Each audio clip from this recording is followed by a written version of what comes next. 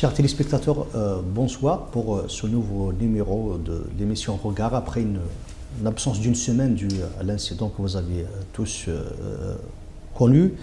Et pour ce nouveau redémarrage, donc j'ai l'immense plaisir de recevoir un leader politique, un chef d'un parti politique pour discuter de l'actualité, mais aussi un peu d'histoire et puis cerner un peu les problématiques qui se posent sur la scène algérienne. Donc je suis chez Athman Mazouz, président du Rassemblement pour la culture et la démocratie. On va parler de l'anniversaire du RCD, donc 34e anniversaire le 9 et 10 février dernier.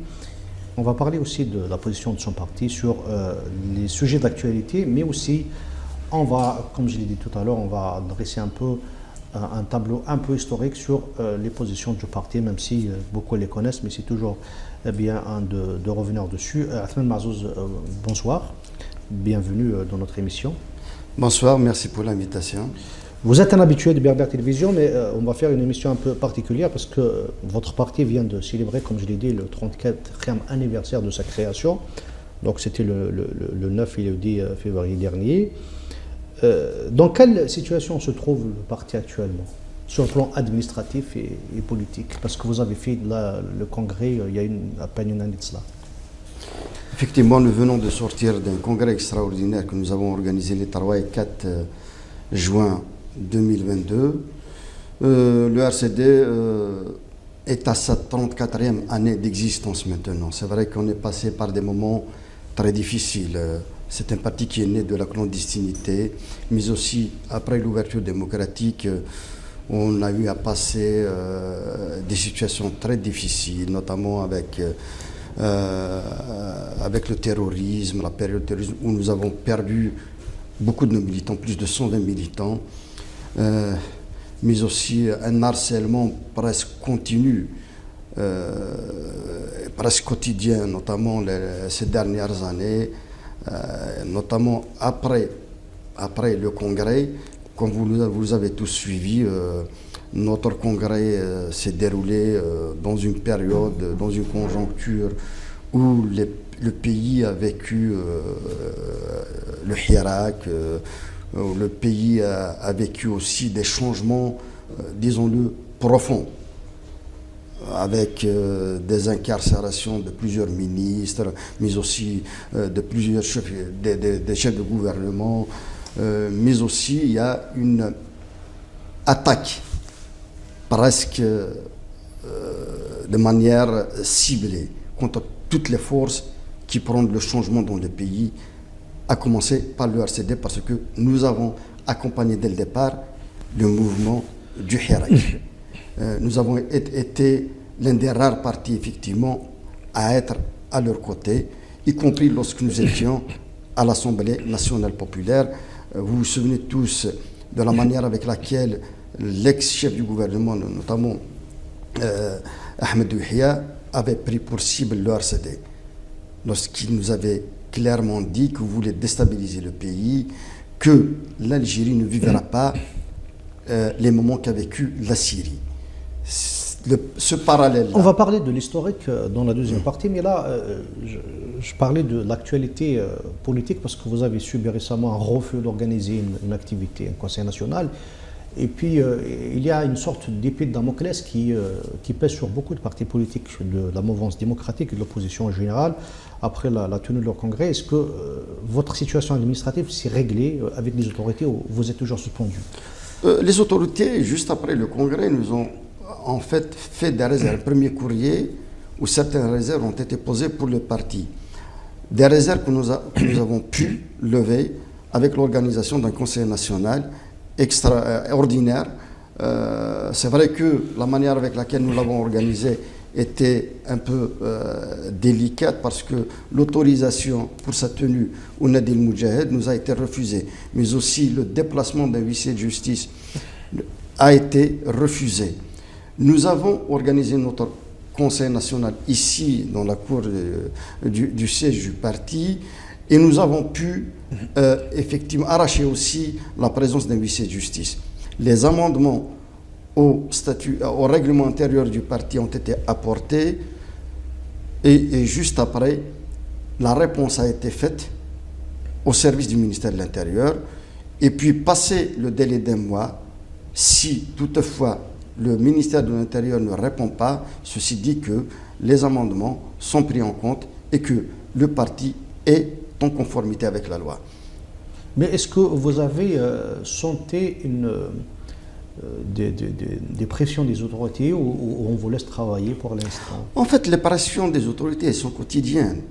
Lorsque vous savez que vos militants sont harcelés au quotidien, certains de nos militants sont passés par la case prison, notamment depuis le Hirak.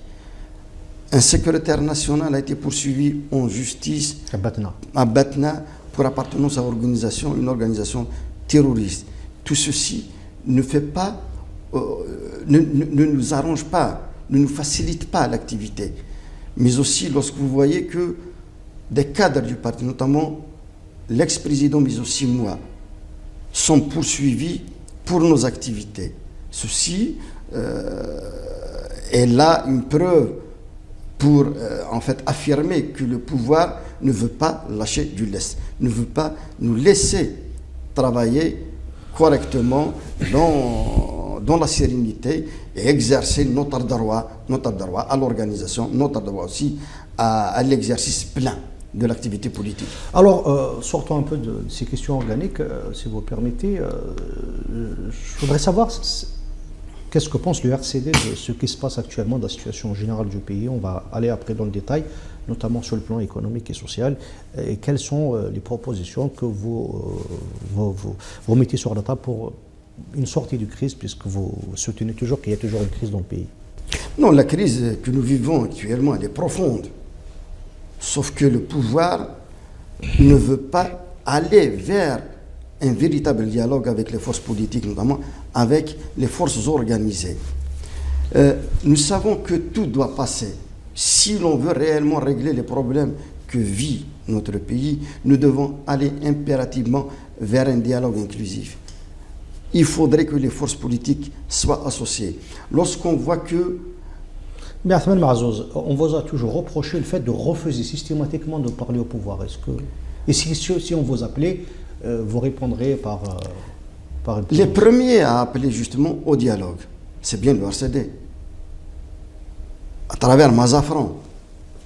Et c'était presque la quasi-totalité des forces politiques qui ont adhéré. Et Mazafran, c'était 2014, je précise. 2014. Mais il faudrait bien qu'on rappelle ces moments-là, parce que la crise ne date pas d'aujourd'hui. Bouteflika avait régné pendant 20 ans. Et 2014, c'était... Mais les autorités actuelles vous disent qu'après 2019, c'est une autre page. C'est une autre page, effectivement, c'est une autre page. Mais ce pouvoir-là aussi, sous Tebboune, ne fait rien pour associer les Algériens à la prise de décision. Le dernier appel au dialogue, il a été fait dans quelles conditions? Il a été destiné pour qui? Lorsqu'on fait tout pour substituer aux forces politiques des représentants. Vous avez tous suivi la manière avec laquelle le premier dialogue a été organisé, en fait, à Ain Benyan. Et tout était tombé à l'eau juste après.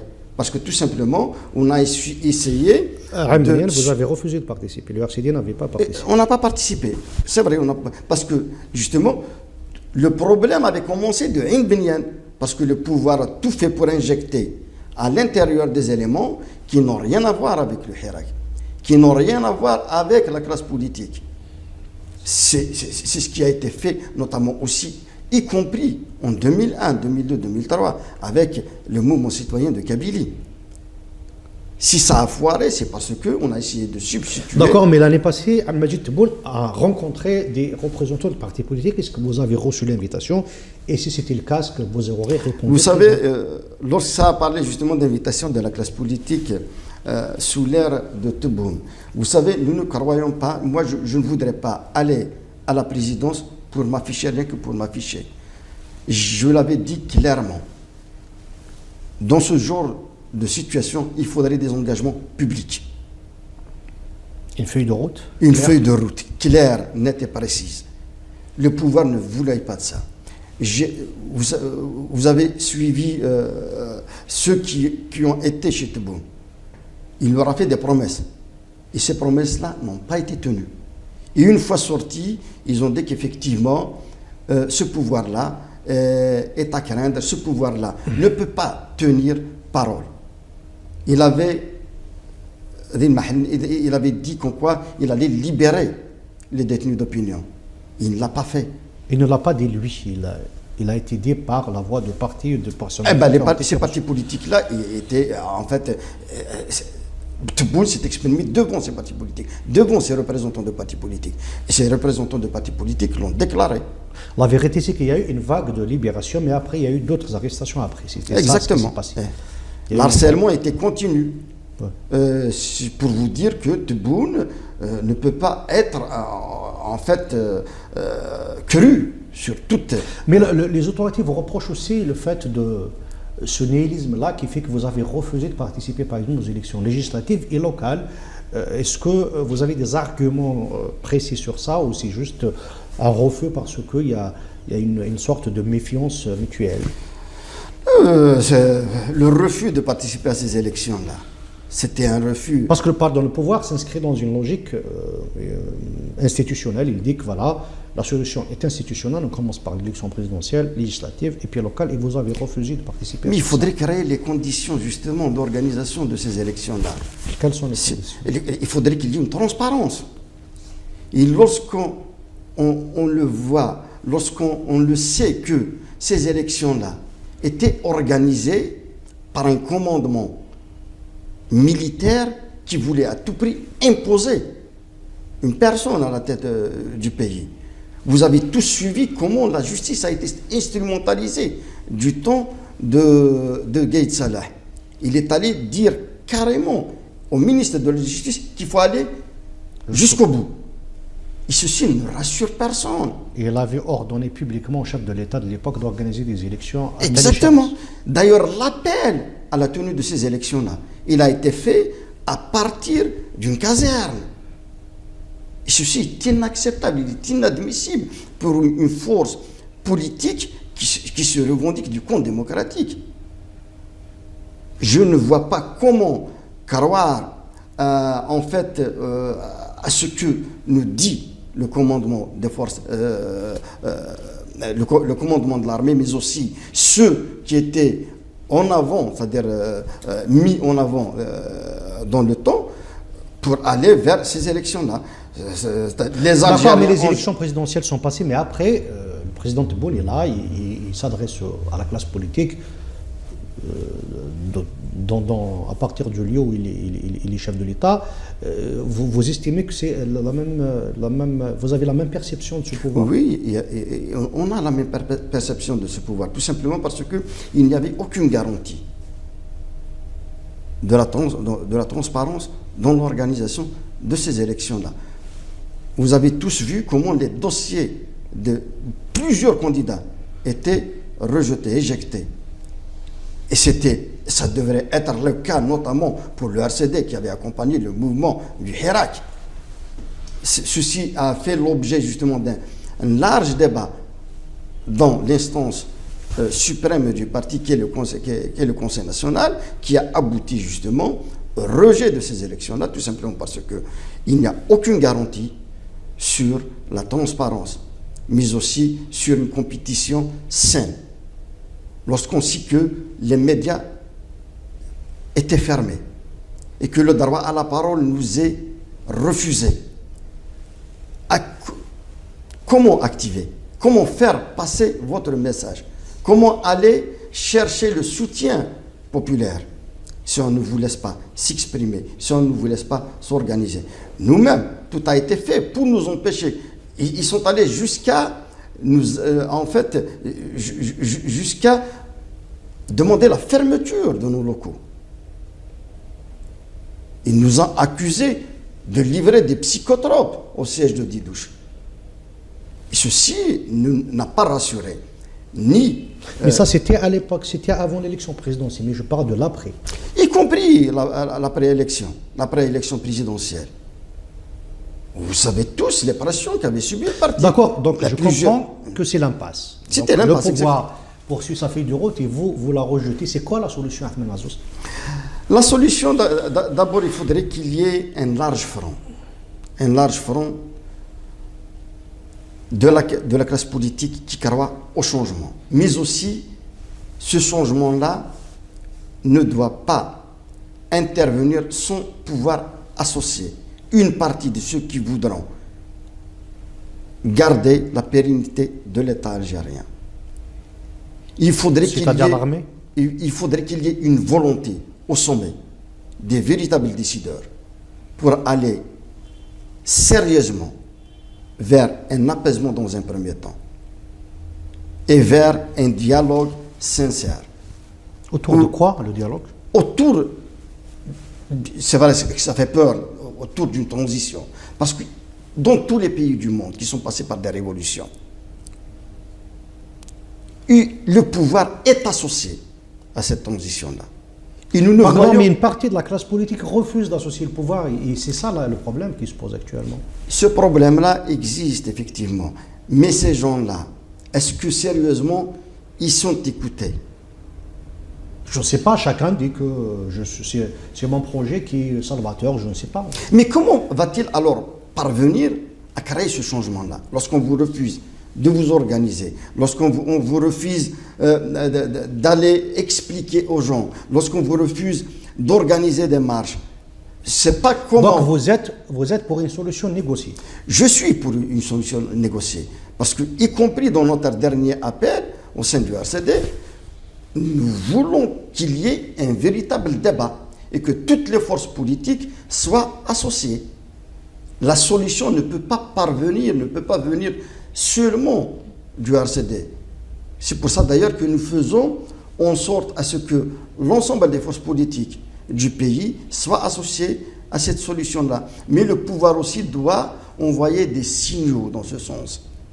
Aujourd'hui, mais le pouvoir refuse de reconnaître qu'il y a une crise. Il dit que la crise institutionnelle est derrière nous. Maintenant, lors de la dernière intervention publique, le chef de l'État a même dit que la solution, maintenant, l'État s'attelait à créer les conditions d'une bonne performance économique. Il a même insinué que la démocratie n'était pas une priorité. Et face à cette impasse, que faut-il faire? Non, je ne suis pas d'accord avec le constat que fait Tebboune lors de sa dernière émission, tout simplement parce que le pays vit une réelle crise, y compris institutionnelle. Nous avons des institutions illégitimes. Tebboune lui-même reconnaît que ceux qui sont aux destinées actuellement de certains ministères ont failli. On ne peut régler les problèmes du pays sans institutions fortes. Et ces institutions doivent être l'émanation d'un choix souverain, d'un choix populaire souverain. Nous n'y sommes pas encore parvenus à avoir des institutions souveraines. Il faudrait impérativement aller vers un nouvel édifice institutionnel dans le pays. On ne peut pas compter sur une assemblée populaire telle qu'elle est actuellement. On ne peut pas compter sur des représentants mal élus. Parce que la confiance, elle est importante dans un pays pour qu'il y ait relance de l'économie, comme vous le dites. Si maintenant, rien n'est relancé, tout simplement parce que les gens ont peur, les gens n'ont pas d'assurance. Le pays, ce pouvoir-là, ne rassure absolument personne. Pour pouvoir relancer l'économie, il faudrait d'abord que les opérateurs soient mis en confiance, chose que nous n'arrivons pas à faire. Tout récemment, j'ai été voir quelques opérateurs économiques dans une région dont je tairai le nom. Il y a une réunion qui s'est tenue. Et plus personne d'entre eux n'ose justement prendre l'initiative d'aller vers un quelconque investissement, tout simplement parce qu'ils ne sont plus rassurés. Comment peut-on aller vers un investissement direct étranger si on ne rassure pas en interne? D'accord, j'ai compris que rien ne marche, le pouvoir d'un côté et une bonne partie de la classe politique de l'autre. Mais vous savez très bien que pour imposer un changement, il faut une opposition forte. Qu'est-ce que fait le RCD pour cela? C'est vrai que le pouvoir ne nous laisse pas agir facilement pour regrouper les forces politiques, notamment les forces progressistes et démocratiques du pays. Mais ceci ne nous empêche pas d'agir avec le peu de forces politiques qui montrent une disponibilité à aller dans ce sens. Mais il faudrait aussi que cette classe politique-là, avec leurs différences, arrive à se soustraire justement de la logique de la soumission au pouvoir, à ceux qui détiennent le pouvoir. Parce que le changement ne peut venir qu'en se construisant nous-mêmes. Il faudrait... Justement, il y a un cadre, le PAD, donc un pacte pour une alternative démocratique, qui subitement a disparu. Pourquoi? Dans lequel vous faites partie, bien sûr. Il a disparu tout simplement parce que ceux qui le constituaient, pour certains, ils sont en prison. D'autres ont été interdits carrément d'exercer. Le PST, le MDS tout récemment, mais aussi, y compris la Ligue algérienne des droits de l'homme, RAJ, et d'autres aussi, d'autres acteurs politiques indépendants.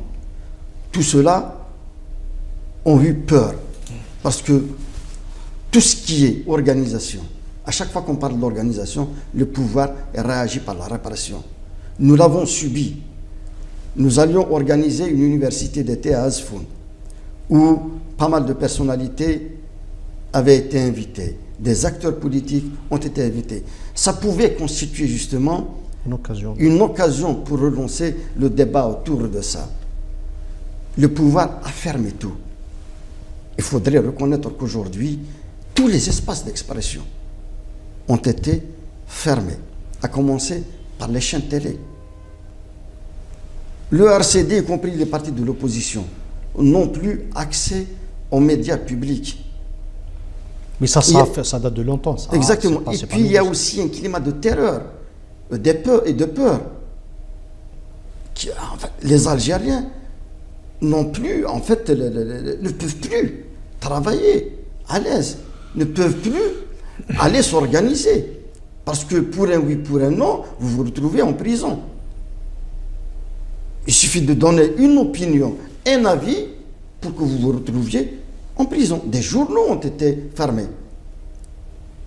Et le dernier épisode avec Berber Télévision n'est pas fait pour rassurer.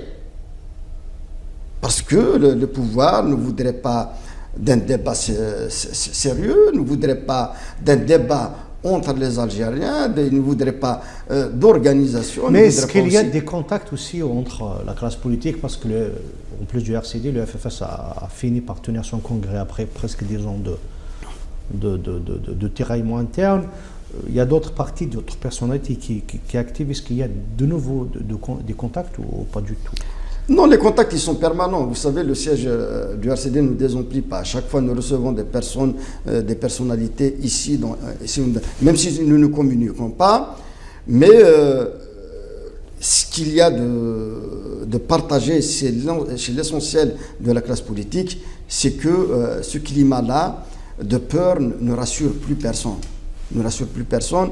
Il crée, et c'est un véritable handicap dans l'exercice de toute activité. Mais ça ne nous a pas empêché justement de discuter des initiatives. Et probablement parce que nous allons lancer une initiative dans peu de temps. Et nous avons tous intérêt justement à ce que de telles initiatives soient organisées parce que nous sommes à l'approche de 2024. Et 2024 ne peut pas avoir lieu sans que l'opposition algérienne ne s'organise, mais aussi ait son point de vue par rapport à ce qui se passe. On ne peut pas laisser l'actuel pouvoir décider du sort des Algériens, sinon ça va être encore la faillite, ça va être encore une perte de temps pour 5 années, 10 ans. Nous l'avons vécu sous l'ère Bouteflika. Alors, est-ce que c'est limité uniquement aux forces de la mouvance démocratique progressiste ou ça sera élargi à d'autres forces politiques comme c'était le cas lors de Mazafran? Tous ceux qui s'inscrivent dans le respect des règles démocratiques, tous ceux qui veulent participer tout en respectant certains préalables, notamment l'alternance au pouvoir, mais aussi le respect des règles démocratiques, sont les bienvenus. Il faudrait aller vers un dialogue inclusif, comme nous le disons. Il faudrait que tout le monde y participe. Tous ceux qui voudront d'une solution. Parce que maintenant, il faut le dire, le pays est en panne.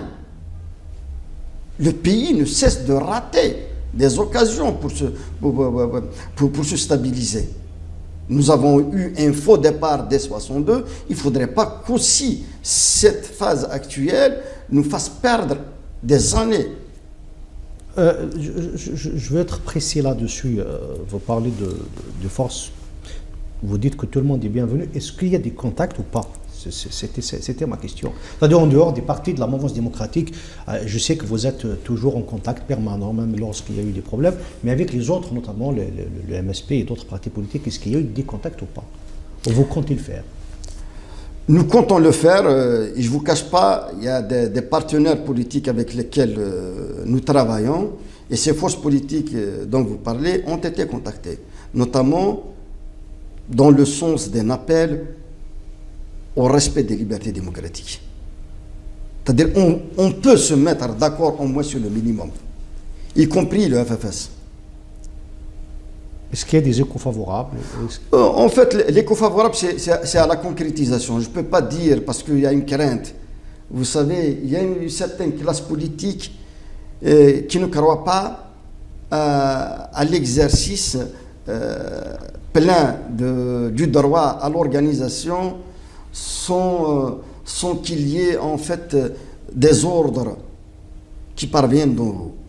Il faudrait que cette classe politique aussi se libère. J'appelle justement cette classe politique à ne plus croire parce qu'elle vient d'en haut. À ce que le changement vienne d'en haut. Il faut avoir le courage de le revendiquer.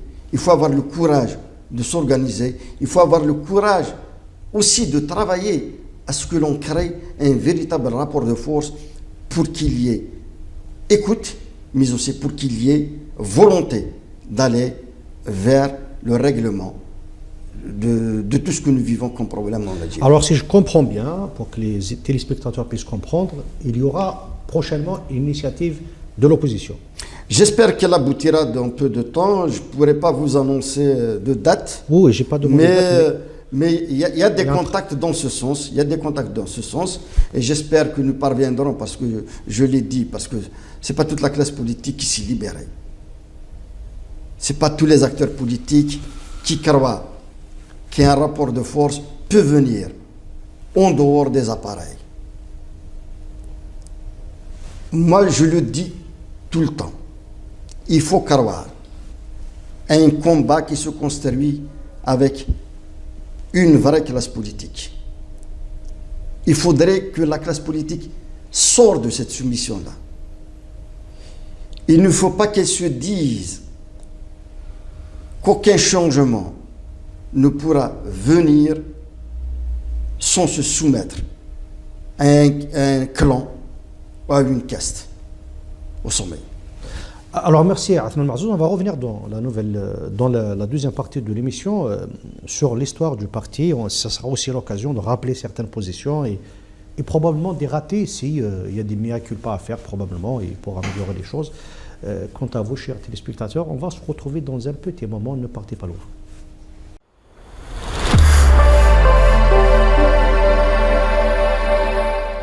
Chers téléspectateurs, rebonsoir pour cette cette deuxième partie de l'émission Regard où je reçois le président du RCD, Athmane Mahzouz. Athmane Mahzouz, rebonsoir. Donc dans la deuxième partie, on va parler d'historique parce que le RCD a célébré, comme je le disais tout à l'heure, 34e anniversaire, donc créé en 1989. Quel bilan faites-vous sommairement sur le RCD depuis sa création 34 ans après? En fait, depuis 34 ans, le RCD a marqué la vie politique nationale, notamment à travers ses propositions, à travers aussi ses positions. À la naissance du RCD, l'essentiel du collectif militant qui nous a rejoints était celui qui croyait... Et vous faites partie des premiers contingents de militants. Dès la naissance d'ailleurs, en 89, que j'avais rejoint, j'avais 19 ans, à la naissance du RCD. Je disais que l'essentiel de ceux qui avaient adhéré au RCD étaient connus pour avoir lutté pour Thamazigh, notamment, mais aussi avoir revendiqué le droit des femmes, mais aussi l'attachement à la République. Parce que à l'ouverture démocratique, il y avait un réel danger. C'était l'avènement de l'islamisme, mais aussi du terrorisme. Et le RCD avait, dès le départ, appelé pour la résistance. Et c'était grâce d'ailleurs à cet appel-là que l'essentiel des forces patriotiques du pays se sont organisées pour que le terrorisme ne soumette pas tout un pays, ne casse pas tout un pays. Et durant ces années-là, le RCD avait consenti d'énormes sacrifices. On avait perdu d'ailleurs plus de 120 de nos militants, auxquels d'abord je rends hommage en ce 34e anniversaire. Mais aussi le RCD est venu avec des propositions très connues, très partagées. Je citerai par exemple la régionalisation, même si les premiers moments où nous avons parlé de régionalisation, nous avons été attaqués. Mais aujourd'hui, beaucoup d'Algériens croient que le pays peut trouver sa stabilité à travers une réorganisation de l'État. Partout dans le monde, on va vers une régionalisation d'ailleurs. Une décentralisation. Une décentralisation. D'ailleurs, l'Algérie, si elle a connu son indépendance, c'est grâce à cette organisation-là. Elle s'est organisée en 6 wilayas historiques. Et c'est ainsi que nous sommes parvenus à la libération du pays. Maintenant, le RCD, effectivement, durant ces 34 années, ne peut pas être réduit juste à ça. Le RCD aussi a participé au jeu institutionnel. Nous avons été dans des APC, nous avons été dans des appuis, nous avons eu des ministres qui croyaient dans le temps que quelque chose pouvait être fait de l'intérieur. Mais dommage que cette expérience-là n'a pas grandement servi et le pouvoir et l'opposition algérienne. La fracture est venue avec l'assassinat des 126 martyrs du Printemps Noir en Kabylie.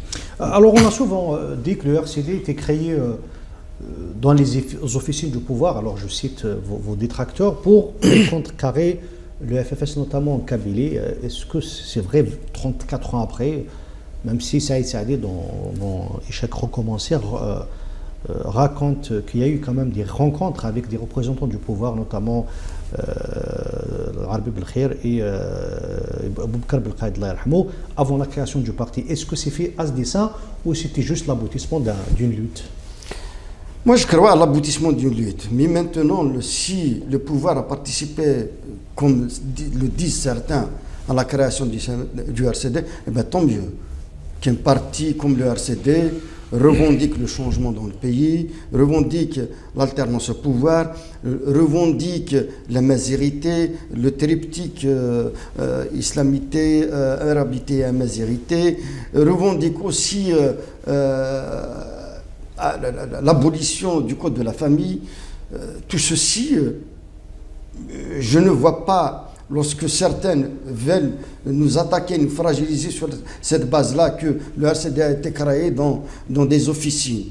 Vous savez, dans tout débat politique, dans tout exercice politique, je crois il ne faut jamais refuser de discuter. Vous savez, malgré mon jeune âge, moi-même, j'ai eu à rencontrer l'Arbi Belkhair. Je l'avais rencontré une fois dans sa résidence au Maroc. J'étais allé au Maroc dans le cadre d'une députée, dans le cadre d'une mission parlementaire. Il y avait 2 ex-ministres FLN et un sénateur qui m'avaient accompagné. D'ailleurs, c'était dans sa résidence, et pour l'histoire, il y avait plusieurs personnalités qui étaient la même nuit dans le même endroit. Je citerai Ben Bitour, je citerai Rosalie, je citerai celui de l'Office national des statistiques, l'ONS, mais aussi beaucoup de personnalités de divers horizons. On a eu un petit échange entre nous. Il m'avait dit et comment on va le RCD? Je lui ai dit que le RCD tient bon, le RCD est là à s'opposer. D'ailleurs, c'était Bouteflika. Hein. C'est grâce à nous d'ailleurs que Bouteflika avait un peu été malmené à l'Assemblée. Je me souviens du Premier ministre Ouihia, dans le temps, à qui j'avais dit que l'on va réduire votre durée de vie politique, en parlant du système. C'est pour vous dire que ça ne veut pas dire que l'on discute avec nos adversaires, qu'on est soumis à ces personnes-là. Moi, je dis que je peux discuter avec n'importe qui, y compris ces généraux-là. C'est parce qu'il y a dans l'armée, des militaires responsables qui veulent justement qu'il y ait une stabilité dans ce pays. Ce n'est pas tout le monde qui est pourri dans cette institution et dans ce pouvoir-là. C'est pour ça que je dis qu'un dialogue sérieux est nécessaire. Alors, vous parlez du système tout à l'heure. Beaucoup de gens, je me rappelle qu'en 2001, je crois, 2002, Saïd Saadi disait que la fin du système approche. C'était en 2001-2002. Plus de 20 ans après, on n'y est pas encore. Est-ce qu'avec vos participations répétitives aux élections, aux échéances électorales, vous n'avez pas participé à la pérennité du système? Je ne crois pas. Au contraire, en fait, notre participation à ces différentes échéances a fait en sorte que le compte démocratique soit renforcé, le compte de l'opposition soit renforcé. Et c'est ainsi d'ailleurs, l'avènement du Hirak n'est pas venu du néant. C'est parce que il y a des personnes, il y a des militants qui ont lutté à l'intérieur de ces institutions-là pour que l'on parvienne à ce que nous vivons aujourd'hui.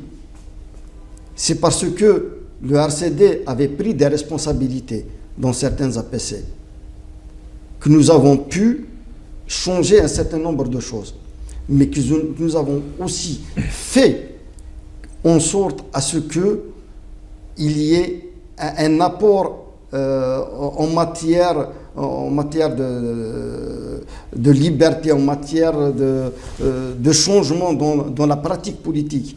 Si nous avions laissé rien que le FLN et le RND gérer ces assemblées-là, on n'aurait pas pu avoir certaines avancées. Il y a tout de même certains acquis démocratiques, c'est vrai qu'ils sont en train de les remettre en cause, mais nous avions tout de même pu arracher certains acquis. Alors pendant les années 90, le RCD était dans le clan qu'on appelle éradicateur, donc qui était pour l'éradication du terrorisme. Certains disent aussi que c'est une manière aussi d'accompagner le système à l'époque, alors qu'il s'agissait plutôt de travailler pour son changement. Là aussi, je ne suis pas tout à fait d'accord avec vous. Vous savez, on est passé par cette période noire qu'a vécu le pays. Moi-même, j'ai été officier appelé et j'avais participé Dans le cadre du service national. dans le cadre du service et j'avais participé à cette lutte antiterroriste. Ceci aussi a été rendu possible, c'est-à-dire s'il y a, il y a eu préservation de l'État et de la République durant ces années-là, c'est parce qu'il y a des militants convaincus qui étaient engagés dans ce sens, pour que le pays ne sombre pas. Et c'est ainsi que le RCD, dans ces années-là, a aidé beaucoup plus le peuple algérien à le préserver de la horde intégriste.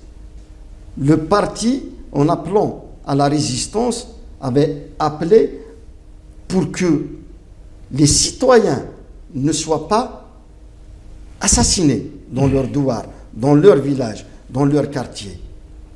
Cet appel-là est un appel salvateur. C'est vrai que certaines personnes peuvent vous dire que vous êtes associé avec une partie du système pour sauver la République, et bien tant mieux. On en a sauvé la République, et tant mieux. L'essentiel, c'est que le pays n'est pas devenu un Iran bis. Alors, le RCD a toujours été cloîtré, entre guillemets, en Kabylie. Est-ce que vous n'arrivez pas à sortir de ce fief kabyle ou c'est lié à des considérations externes à votre parti? Vous savez, en matière d'implantation aussi du parti, chaque parti politique a son fief. Et le RCD, il se trouve que son véritable fief se situe au nord du pays. Mais s'agissant de l'implantation du parti en dehors de la Kabylie, le pouvoir n'est pas étranger. Il fait tout pour casser justement les ressorts du parti, pour qu'il ne s'installe pas, pour qu'il n'émerge pas dans certaines wilayats. Mais ceci ne nous a pas empêchés, à certains moments, d'avoir des représentants, d'avoir des élus, y compris à l'extrême est algérien, à l'ouest, et d'ailleurs l'une des communes les mieux gérées dans le temps, c'était celle de Beni Abbas. Tout récemment, j'avais accueilli le maire en question qui se plaignait. Il m'avait dit que tout ce que j'avais réalisé est actuellement cassé. C'est-à-dire il y a une remise en cause de tous les acquis. Tous les acquis qui ont été réalisés durant sa présidence de cet APC-là. Alors, même dans votre fief naturel, donc on reste toujours dans l'historique. En 2001, la Kabylie a connu des manifestations et puis les exactions entre guillemets qu'on a connues, donc plus de 120 jeunes tués par les services de sécurité. À cette époque-là, le RCD, comme le FFS d'ailleurs qui est très présent dans la région, était carrément mis sur la touche. Est-ce que cette leçon-là vous a servi? Je dis mis sur la touche par le pouvoir, bien évidemment, aussi par une partie de la population qui pensait que les partis politiques étaient discrédités à tel point que leur rôle n'était pas important lors de ces manifestations. Est-ce que ça vous a servi de leçon ou ce n'était pas de votre faute? Juste un petit rappel par rapport à ça. Vous savez que le RCD a été l'un des premiers partis à accompagner ce mouvement-là, ce mouvement citoyen. Je rappelle que vous étiez au pouvoir à l'époque. Vous aviez 2 ministres. Oui, nous avons 2 ministres. Mais ça ne nous a pas empêché d'être aussi dans l'encadrement du mouvement. Moi-même, j'ai été délégué du mouvement citoyen. Et d'ailleurs, lors de la fracture du mouvement, dû notamment au premier dialogue et au second dialogue, nous avons été du côté de ceux qui avaient refusé justement à ce que le pouvoir substitue une représentation en dehors des véritables délégués. Et c'est d'ailleurs pour ça que juste après, le mouvement était parti en fait sans presque aucun acquis. Parce que nous étions de ceux qui disaient qu'il fallait d'abord réparer ce déni de justice. Avoir 126 jeunes assassinés sans que la justice ne traite de ces cas-là est inadmissible pour nous. effectivement, nous avons perdu 2 ministres parce qu'il était pour nous aussi au RCD inadmissible de siéger dans un gouvernement qui n'a pas demandé d'arrêter cette diffusion de sang. C'était le minimum à faire à cette époque-là. Et pour nous, en tant que parti politique, cette période-là nous a effectivement beaucoup servi. Elle nous a servi d'abord pour mieux s'organiser, mais aussi pour mieux accompagner ceux qui ont souffert dans leur chair. Parce que ce n'était pas facile, durant cette période-là, d'être dans des institutions et accompagner ces personnes, accompagner ce mouvement qui revendiquait plus de justice et qui justement demandait à ce qu'il y ait une réparation juste. Alors, 10 ans plus tard, le RCD était à l'avant-garde des contestations, donc en 2011, visant à pousser au changement du système dans le sillage du printemps arabe. Mais là encore, vous étiez mis en minorité, vous n'avez pas été suivi par la classe politique. À quoi c'est dû? Dans un premier temps, il y avait tout de même une adhésion. Et nous n'étions pas les seuls à sortir. Sauf qu'effectivement, le RCD était l'un des derniers à avoir cessé justement de sortir dans la rue l'année 2011.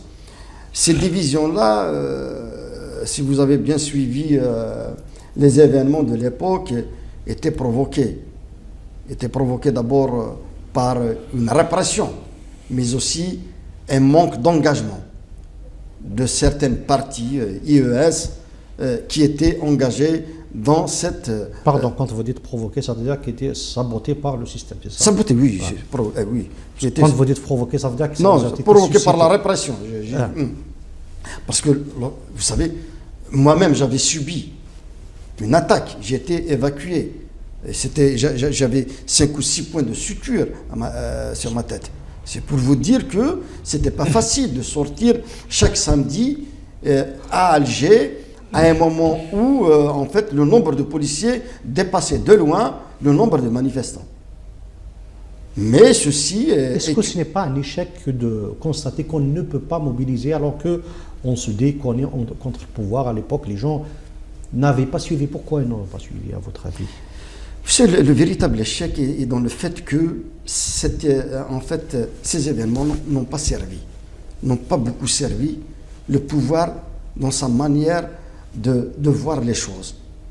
Si nous avions pu réellement régler un certain nombre de problèmes dans le temps, on n'aurait pas vécu 20 ans de Bouteflika, 20 ans de régression. On n'aurait pas vécu aujourd'hui tous ces dépassements-là. Mais est-ce que les autres partis de la classe politique, l'opposition, assument une partie de la responsabilité dans cet échec? Non, la responsabilité, elle est commune. Je suis d'accord avec vous. Je le disais tout à l'heure. Il y a un manque d'engagement de la classe politique algérienne. La classe politique algérienne, elle doit faire... En fait, elle doit aussi se dire que j'ai tort à telle et à telle époque. On ne peut pas avancer. Il doit y avoir une autocritique. Une autocritique. On ne peut pas avancer si l'on ne regarde pas derrière, si l'on ne regarde pas nos échecs. On doit tirer profit de toutes ces expériences-là. C'est pour ça que je dis que maintenant, si la classe politique regarde sans réagir par rapport à tous les dépassements qui se passent aujourd'hui, un jour ça va être leur tour. Aujourd'hui, c'est le RCD qui subit. C'est des citoyens anonymes qui subissent. C'est la dissolution, c'est ces associations-là qu'on dissout. Ceux qui sont qui se disent maintenant qu'ils sont à l'aise et qui pensent à intégrer un futur gouvernement, qui pensent à avoir leur part du gâteau, il faudrait qu'ils se disent qu'un jour, ça va être leur tour. On ne peut pas construire sur le déni. Alors, l'ancien président du RCD, Mohsin Ben Abbas, disait, je pense que c'était juste quelques temps avant, c'était au début du Hirak, mais on va arriver au Hirak, que appeler au changement de système concerne aussi les partis politiques.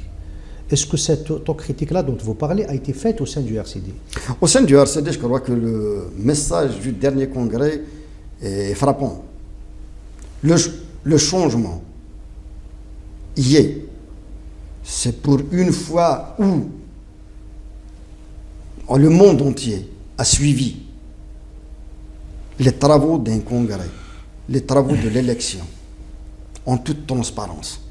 C'est vrai que le parti avait subi des attaques, avait subi des complots orchestrés pour que cet outil de lutte qu'est le RCD soit détourné.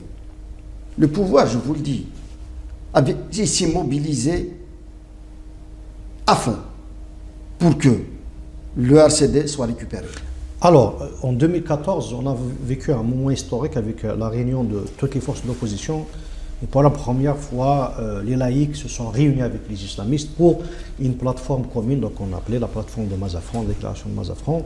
Et puis il y a eu Mazafran 2 qui a échoué par des égoïsmes personnels de certaines figures de l'opposition. Pourquoi ça n'a pas constitué une alternative à une force d'opposition contre le pouvoir de l'époque? Ça n'avait pas changé les choses. Pourquoi? Mais ça n'a pas changé dans l'immédiateté, quoi. Mais sinon, ça a aidé. Ça a aidé à la construction d'un rapport de force. D'un rapport de force. Si ce n'était justement toutes ces contestations-là, en fait, 2019, la révolution de 2019, c'est le fruit de tout ce travail-là. Mais en 2014, vous vous êtes engagé, je parle de la classe politique, à constituer une alternative au pouvoir, à créer les conditions d'une compétition saine entre les partis politiques. Ça ne vous a pas empêché en 2017, vous, le RCD, de participer aux élections législatives et ça vous a été reproché. Est-ce que ce n'était pas une manière aussi d'accompagner le système? Non, vous savez, participer à une élection n'est pas une participation au renforcement du système. Il faudrait qu'on sorte de cette logique-là. Le RCD a eu à participer à plusieurs reprises à des élections. Ce n'est pas la première fois. Ce n'est pas la première fois en 2017 qu'il participe. Mais c'est pour ça que nous disons, à chaque étape, ses exigences. En 2017, le RCD a jugé qu'il est important d'être dans les institutions. Et si nous n'étions pas dans les institutions, c'était les députés du RCD qui faisaient le tour des commissariats. C'était les députés du RCD qui empêchaient des arrestations de certains militants. Et c'était grâce aussi au maire du RCD que cette formidable mobilisation dans certaines wilayats a été maintenue. C'était grâce au maire du RCD qui avait mis à la disposition des Algériens, des citoyens, des moyens de transport pour que les Algériens puissent rejoindre les lieux des manifestations. D'où l'intérêt, justement, d'être dans les institutions. À chaque fois qu'on arrache une parcelle de liberté, c'est un gain pour les Algériens. Alors, ça ne s'est pas fait en 2019. Et en 2019, avec l'avènement du Hirak, encore une fois, comme en 2001, ce n'est pas les partis politiques, ce n'est pas l'opposition qui a soulevé les Algériens, mais c'était un soulèvement, disons, spontané. Pourquoi est-ce que la classe politique était à ce point mise à la touche? Là aussi, vous savez... je précise que le RCD a accompagné le mouvement. Nous avons accompagné le mouvement, mais effectivement, je suis en partie d'accord avec ce que vous dites. Parce qu'il y a une certaine classe politique qui s'est mise de côté. Elle n'a jamais été du côté du peuple algérien. Elle est là juste pour s'accaparer de certains privilèges. Il faudrait que l'on cesse de faire de la politique de cette manière-là. Si on veut réellement une stabilité dans le pays, il faudrait que la locomotive soit celle de partis politiques qui doivent être du côté du citoyen. pour aller vers des institutions fortes et légitimes. Maintenant, c'est vrai que si on avait laissé les choses évoluer comme elles étaient, avec un mouvement bien organisé, avec un mouvement très fort, on aurait pu aller vers un véritable renouvellement de la classe politique algérienne. Moi, je ne désespère pas. Je ne désespère pas de voir un jour tous ceux qui avaient milité, tous ceux qui avaient émergé durant ce mouvement-là, soient aussi de meilleurs représentants pour le pays. Vous parlez du Hirak? Oui, je parle du Hirak, parce qu'il y a tout de même des personnalités qui ont émergé durant le Hirak et qui ont été à la hauteur par leur engagement, par leur présence, par leur rapport. Pour certains, ils étaient avec nous, ils sont venus nous voir, nous avons discuté avec eux. Ils ne voient pas d'inconvénient à ce qu'il y ait une complémentarité dans cette lutte-là. Parce que avoir, par exemple, une Ligue algérienne à tes côtés, avoir un Raj à tes côtés, avoir d'autres partenaires aussi à tes côtés, peut aider à la construction d'un État fort. Dommage qu'on a raté cette occasion-là. J'espère qu'avec une nouvelle volonté, une nouvelle réorganisation, nous pouvons parvenir un jour à la création de nouveaux rapports de force, parce qu'avec ce pouvoir, comme je l'ai dit tout à l'heure, c'est un pouvoir qui n'a aucun cap. En fait, son seul cap, c'est la répression pour sa pérennité. Et l'Algérie ne peut sortir du marasme actuel qu'en allant vers un véritable changement pacifique et démocratique. Une dernière question, parce qu'on arrive au terme de l'émission. En 34 ans d'existence, qu'est-ce qui aurait pu changer au RCD? Qu'est-ce que vous aurez pu faire autrement si on faisait un rappel un peu critique de cette période-là? En fait, le RCD, effectivement, avait pesé du mieux qu'il pouvait durant ces 34 ans-là. On aurait pu faire mieux. Il y a des occasions ratées. Il y avait des choix probablement qu'on aurait pu faire à une certaine époque. Mais ceci, c'est des expériences. Durant ces 34 années-là, j'en ai connu en fait plusieurs militants. Pour certains, ils ne sont plus parmi nous. J'avais fait de la formation politique avec Bacha, Mustafa Bacha, avec Rachid Tikziri. Ils venaient malgré la menace. Ils venaient nous assurer des cours de formation politique. C'est vrai que dire que 34 ans, on aurait pu faire mieux. Je suis tout à fait d'accord avec vous. Mais on aurait pu faire mieux aussi avec un paysage politique différent. Nous sommes passés presque 10 ans de terrorisme. Ça n'aide pas à l'organisation, ça n'aide pas à la lutte, ça n'aide pas à la construction. Et puis nous sommes passés aussi par 20 ans d'un règne total sous Bouteflika. Ça n'a pas aidé aussi à renforcer la classe politique, ça n'a pas aidé à la préservation des acquis démocratiques. Et maintenant, sous l'ère de Tebboune et de ceux qui l'ont imposé, je me dis que l'on perd encore du temps. Moi, j'appelle ce pouvoir-là à revenir à la raison, à penser sérieusement, à mettre un frein à cette répression-là. Le pays a besoin de tous les acteurs politiques présents. Le pays a besoin de ceux qui ont une bonne disponibilité pour la construction d'un État de droit.